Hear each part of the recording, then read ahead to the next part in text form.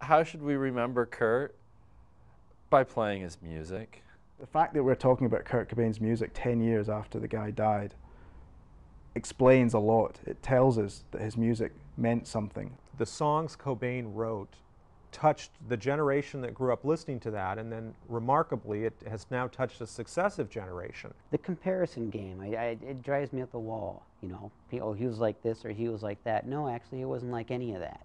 Nirvana's popularity today is entirely down to Nirvana's music. There's plenty of bands who were around 10, 15 years ago from that general scene who have gone and whose music won't be troubling us again.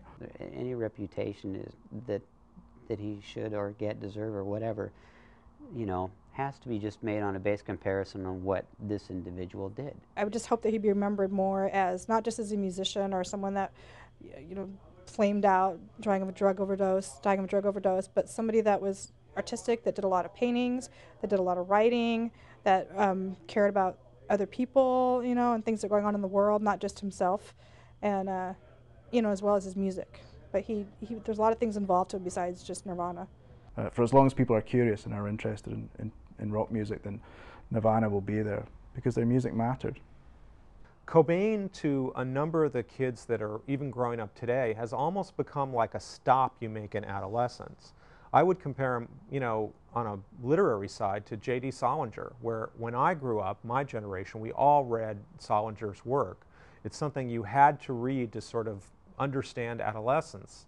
Nirvana's music, I think, plays the same musical role. It is so tied into those feelings of youth that today I see so many kids going up that end up going back to Cobain as something that they find meaning in their own lives from.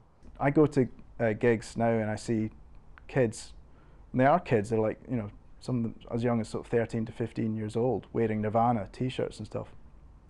So, some of those people were barely born, were not born when Nirvana were making their music. And yet, those people know Nirvana's music now. So ultimately, I think that was Kurt's greatest gift to us. He put so much of himself into his songs that when we listen to it, they seem so emotionally true. They almost can't be denied.